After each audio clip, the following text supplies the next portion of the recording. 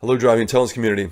I'm sitting in my bar about to have a bourbon because I just found out that instead of paying almost $2,500 for a transmission overhaul, which includes a really top-end torque converter, I could have spent $30 and kept driving that truck for a while.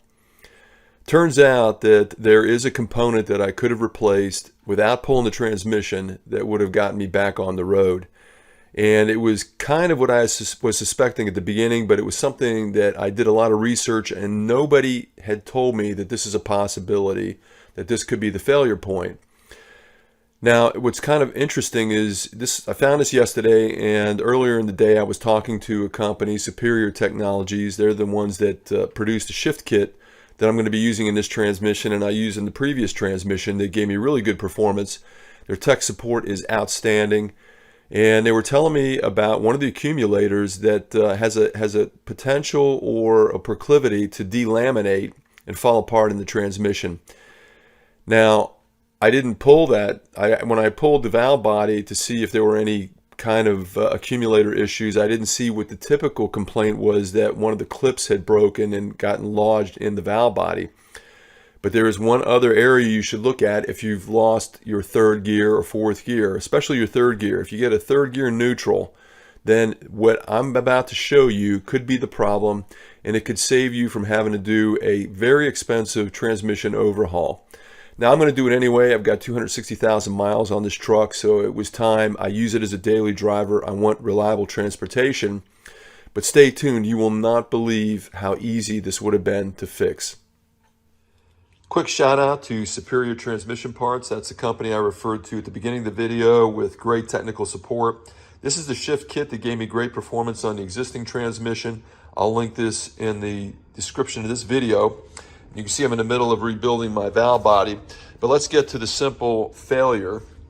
So you have to pull the valve body to get to this, but this is the 2.3 accumulator, and this is what I was talking about, delaminating.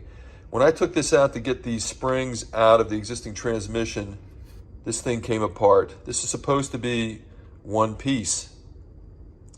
So they sell a billet version of this, $30. It's actually more expensive than the standard 2.3 accumulator piston, and it would save all kinds of trouble if this is your problem. Now, I mentioned in earlier videos, this could have been the direct clutch drum, which is right here. These fail. It could have been parts of the accumulators falling into the valve body and jamming up some of the valves here. Turns out it was one of the simplest things you can imagine. Glad I found it.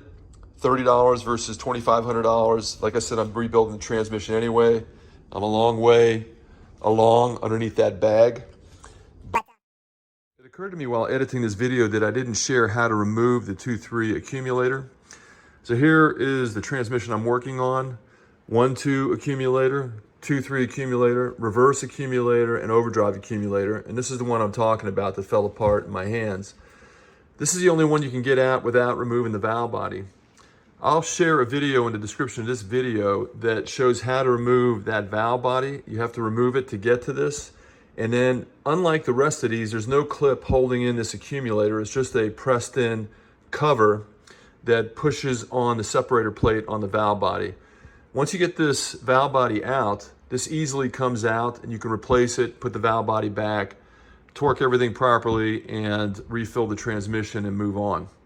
Hope this helps you out. Again, if you lost third gear, then this could be your problem.